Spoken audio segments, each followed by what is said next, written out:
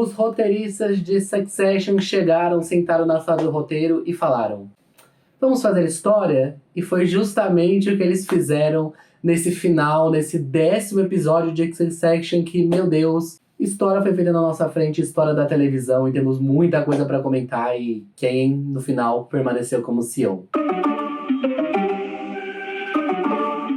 Olá, olá, personas! Bem-vindos para mais um Vida Série Estou. Eu sou o Francis e eu estou muito feliz de estar aqui comentando o último episódio de Succession, esse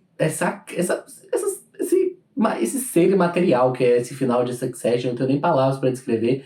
Eu vou tentar aqui utilizar o máximo do meu repertório para tentar analisar esse último episódio, porque realmente acabei de assistir, eu estou muito impactado, eu imagino que todo mundo também esteja. Então, lembrando, spoilers, obviamente, de tudo que aconteceu nesse último episódio, de tudo que aconteceu na série, e pra gente discutir realmente tudo que aconteceu nesse episódio e do que significou a série inteira, esse episódio, essa temporada, né, que realmente eu estou completamente maluco sobre tudo isso que aconteceu. Então vou tentar organizar meus pensamentos durante o vídeo. Então não esquece de colocar aqui nos comentários o que você achou desse final, se você gostou. Você gostou que no final o novo CEO da Waystar Royco não é um Roy, é Tom Wambsgans, né? Finalmente descobrimos a grande teoria, acho que no final das contas era de que seria o Greg, né? Eu venho falando isso durante todos os vídeos que eu fiz analisando, tá tudo aqui no link na descrição. Inclusive se inscreva para ajudar a gente, esse é um projeto que demanda muito tempo da gente, então se você puder se inscrever, se você gosta de um pouco que eu falo, se inscreve, porque é uma série que eu amo comentar também. E durante todos os vídeos eu falei sobre o Greg se tornar o CEO, etc. No final, ele não acabou se tornando, né? Foi o Tom, que era uma pessoa que eu não imaginava. Eu falei no último vídeo que eu imaginaria ele realmente demitido. Só que não, o Tom foi aquela pessoa que toda temporada pensava em demitir ele. No final, ele se torna o líder realmente pela maior característica dele na série, de ser o maior bajulador possível, né? De todo mundo. Até a Chive falou, aqui, perdão pelo linguajar, mas quem vê Succession está muito acostumado com isso. Ela fala, ele é a pessoa que chupa a pessoa, o que tem um pau maior na sala. E é isso que ele fez durante a série inteira, e ele conseguiu o cargo de CEO justamente por isso, porque ele se aproximou do Lucas desde o episódio que eles viajaram lá pra Europa, etc, para conversar. Ele tornou isso como objetivo, e chegar aqui no último episódio, né, realmente para se tornar o CEO naquela conversa que eles no restaurante, que é realmente big plans ali, e você pensa, meu Deus, né? Mas por que que o Lucas fez isso, né? Vamos analisar um pouco assim da estratégia do Lucas nesse último episódio, né? No último ele teria falado que ele queria um CEO americano, né, para dar uma espécie de continuidade, e levantou a hipótese da Shiv. Porém, nós sabemos o que que ele tinha feito com a Eba, né, a funcionária dele, assim, de coisas bem tóxicas. Então sabemos que ele não tem uma relação boa com mulheres, e a Shiv foi realmente muito usada ali, né? E ele usou justificativas totalmente misóginas de que ele queria dormir com ela, então ele não poderia, né, deixá-la como CEO, né? Então realmente foi um grande machismo, na verdade, que ele não queria ter uma pessoa, um cargo tão importante para ele como uma mulher ali governando, né? E com certeza, ele fala que não, mas com certeza aquela matéria que saiu no jornal, que inclusive foi o Kendall que colocou e o Hugo lá no último episódio, eles fizeram isso, com certeza aquilo afetou ele de alguma forma. Ele não queria ser manipulado por uma mulher, ele gosta de ele manipular as mulheres, como a gente viu com a funcionária dele que tá lá, etc. Então ele viu uma mulher afrontando, que tinha ali um peito e dava pra enfrentar ele, e ele não gostou, né? Então ele foi pra uma pessoa completamente que vai seguir tudo que ele imagina, lembrando que ele é muito idiota, então não sei como vai ser o futuro dessa empresa, eu imagino que bem ruim, porque ele fala, né, durante o restaurante que ele sabe de tudo, só que ele sabe que ele não sabe de nada, né? A própria Eba, ela falou de que nem foi ele que programou a Goldie, ele só colocou o nome dele ali porque era um rosto bonito pra vender, né? Nem foi ele, não tem nada a ver com isso, ele é péssimo de negócio, os números da Índia tá tudo cagado. Realmente parece que a empresa vai seguir por ramos bem ruins, porque o Tom não tem nenhum poder de ação.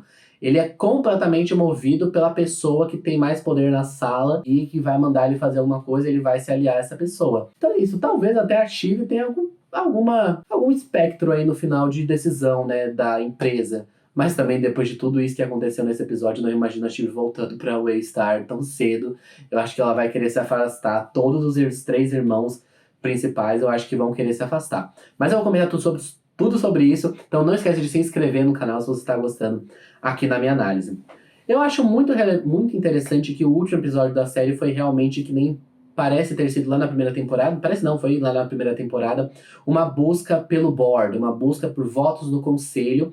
Eu adorei que foi esse o final do episódio, porque lá na primeira temporada nós já tivemos uma situação do Kendall tentando derrubar o Logan e instaurar uma nova presidência ali na Waystar e não deu certo. Né, no 7º episódio da primeira temporada, mais ou menos, isso acontece. E de novo ele é barrado, né? Mas isso vai ser só pro final do episódio. Mas pensando assim, eu acho legal, né? Realmente uma coisa empresarial. O voto do board, eu acho realmente bem interessante ser a última quest aí da série. Achei muito bom. E agora, sobre os 3 irmãos, né? Eles descobrem por causa do Greg. Vou falar mais aqui um pouco sobre o Greg, sobre ele ser Judas, etc. Dessa história. Vamos voltar um pouco antes. Eles estavam ali numa briguinha, né, Kendall e Shiv, pra ver quem pro Roman ia pra onde. O Roman que ficou muito fragilizado depois da tortura psicológica e realmente ele passou outras mais durante esse episódio com o Kendall. No final do último ele tava ali perdido, foi pra casa da mãe. E é muito relevante, né, acho que pra gente analisar a série como um todo e pensando como esse episódio também, o quão relevante é no final tudo ser decidido, antes das cenas finais ali no board, tudo ser decidido na casa da mãe dos 3, né? Eu acho bem relevante isso. E como eles são muito infantis, né? Na maior parte das vezes e em quase todas as ações deles. O pai dele, o Logan falou isso, né, no começo da temporada, de que eles são crianças, eles só falam números maiores, e eles, no final, eles agem por impulsos totalmente irracionais, egoístas, lutando por um poder que eles nem sabem de administrar. Na verdade, é isso, porque um fala do outro, só que está fazendo a mesma coisa. A própria Shiv levanta isso nesse episódio. E é muito relevante ser na casa da mãe deles. Eles têm ali uma cena que eu acho muito boa, deles preparando aquela gororoba no liquidificador. E é realmente muito interessante, né, para mostrar isso. E o que o Roman fala no final resume perfeitamente, eu acho que a série inteira. Eles são uma piada. Os 3 irmãos, o Connor também, mas como a gente foca sempre nos 3 irmãos que são meus que importa, vamos focar neles. Eles são uma piada, eles são crianças buscando totalmente um poder que eles não sabem como é de verdade, eles só têm uma pretensão de tê-lo por egoísmo e por luxúria, né? Eu acho que é mais ou menos isso, e a série, esse episódio, deixa isso bem claro. Quando eles vão ali pra sala no board, eles começam a discutir que nem crianças, eles começam a se bater, etc. É um horror, né? Basicamente. Mas antes disso, uma cena que realmente me arrepiou demais foi a cena do Kendall e do Roman, com ele pressionando a ferida do Roman contra o ombro dele, né? Gente, que cena assustadora. Não sei se vocês se assustaram também. Porque, assim, aquela cena foi Logan Roy, tanto na veia.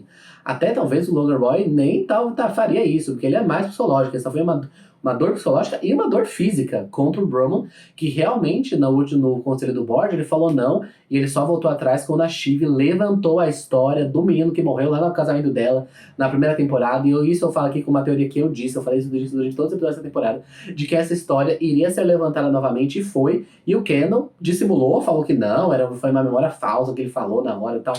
Mas ele sabe que é verdade, né? Ele realmente deixou o outro menino ali morrer e tal, que era o funcionário lá do casamento da Shiv. E a Shiv levantou isso e o Roman falou, não, é isso aí mesmo, é isso que aconteceu. E voltando à trama anterior, adorei que o Logan voltou nessa temporada, voltou nesse episódio ali com um videozinho.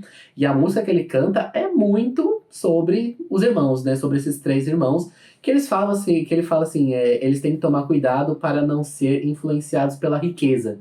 E o que não foi o que aconteceu, né, nesse último episódio, durante toda a série, né, essas crianças que poderiam ser juntas, poderiam ser unidas, mas que no final eles acabam perdendo o controle da família, a empresa era uma empresa de família, né, o Logan começou por isso, os 3 irmãos estão no board, eles empregavam vários familiares, o Ian está ali no conselho também, etc.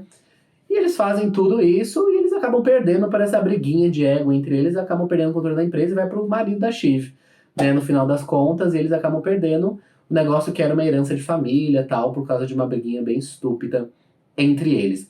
Mas antes de falar do Tom, antes de falar da minha opinião da série como um todo, que eu acho que é importante fechar isso, não esquece de se inscrever e se você quiser me ver comentando mais sobre isso, eu vou ter um podcast junto com o meu parceiro aqui da série Stow, o Osmio. Tá aqui no link da descrição, chama Série Stowcast, tá disponível em todas as plataformas de áudio, como Spotify, Google Podcast, e também está disponível aqui no YouTube para você ir lá assistir Série Stocast, tá tudo aqui no link da descrição, a gente vai comentar muito mais, com certeza, um podcast muito mais longo do que esse vídeo aqui, que eu tenho que fazer o máximo possível para postar o mais rápido para vocês comentarem, saberem minha opinião, etc, e também terem um espaço para vocês debaterem aqui nos comentários. Então vai ser uma coisa mais rápida, lá a gente vai poder falar bastante.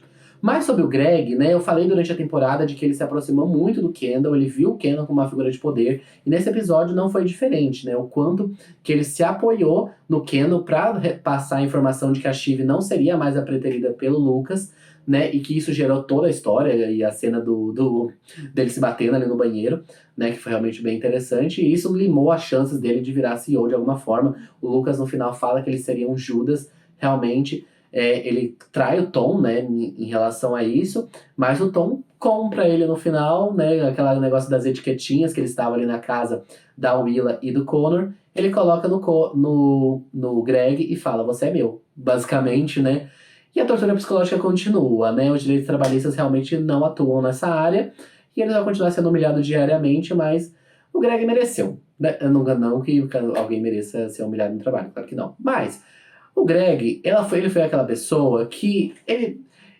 o Greg e o Tom são muito parecidos, por isso que eu acho que eles sempre combinaram, né? Eles são pessoas que se movem traindo umas às outras a todo momento, indo pra pessoa que eles acham mais forte dentro da sala.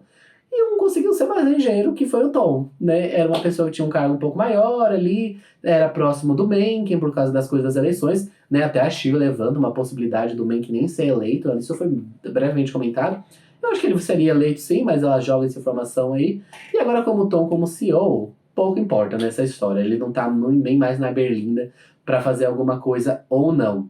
Engraçado também, agora sobre outros personagens aqui coadjuvantes, o Hugo meio que ficou na dúvida se aí ele de novo se dando para a pessoa que é o novo CEO, o Tom. A Carolina também parece ser mantida. Frank e Cal foram demitidos e a Jerry vai voltar. Fico feliz pela Jerry, porque era uma pessoa que eu torcia, vai continuar aí na empresa, fico feliz. Mas agora vamos para os finais dos personagens principais, né? Nós tivemos a Shiv, que ela exibiu uma grande prepotência durante esse episódio, no final realmente ela teve uma dúvida muito grande, acabou sendo o voto de Minerva ali no conselho, e ela fica com o Tom, né? No final eles têm uma ligação no começo do episódio falando que ela queria ter uma real relationship, né? Um relacionamento real, e talvez seja isso ali que ela tenha pensado no último episódio, assim, junto com tudo, com a última cena com tudo sobre o Kendall, sobre não confiar no Kendall, o Kendall realmente virando um fucking killer, só que muito psicopata, né, que tem o pai dele queria, uma versão, assim, realmente bem ruim do próprio Logan Roy, que já era uma pessoa terrível.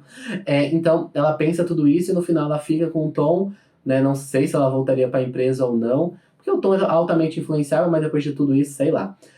O Roman me parece ser o irmão mais feliz no final das contas. O Connor com certeza vai ser traído pela Willa, não tenho nem dúvida, porque é um relacionamento à distância e sabemos que a Willa não gosta muito dele, né? Então acho que isso sabemos, mas pelo menos ele pode ser embaixador lá na Eslovênia. E o Roman parece ser o mais feliz, ele exibiu um sorriso de libertação, né? Eu acho que principalmente do que ele sofreu nos últimos 2 episódios, não que ele não tenha feito outras pessoas sofrerem antes, fez. Mas o que ele sofreu de tortura psicológica do Kendall nesses últimos episódios foi realmente bem sério. E ele consegue se libertar, fico feliz por ele. Fico feliz pelo personagem, assim, realmente se aparta dessa vida e seja milionária. Às vezes as pessoas têm que curtir só o dinheiro delas e pouco trabalhar quando tem essa oportunidade. Eu, pelo menos, faria isso se estivesse lá. E depois, a cena final foi do Kendall com o motorista do Logan, pra mostrar, acho que ainda mais, o quanto que ele se tornou o Logan, só que uma piada, né? Um projeto de Logan que tinha o lado psicopata, mas não tinha o lado de administrar isso. A Shiv fala, você não está pronto para isso, você não é isso, eu não te vejo lá, né? Ele tentava mostrar isso a todo momento, mas até durante o conselho ele tenta jogar uma de Logan Roy, tipo, vamos pular pros votos, a gente sabe que isso vai acontecer, mas a gente não sabia, né? Ele não tinha o poder que o Logan tinha de saber o que cada um estava pensando, ou de ameaçar para que pensassem o que ele queria que pensassem, né? Ele não tem esse poder, então ele é fraco, né? Ele é fraco, e no final acho que ele contempla a sua própria fraqueza ali, perdido e completamente sozinho, apenas com segurança para acompanhá-lo, e perto das águas, que sempre foi uma coisa muito recorrente na vida do Kendall, e durante toda a série a gente viu ele muito em contato com a água, em momentos que ele quase tentou se matar, a gente acha, com a morte lá do menino na primeira temporada.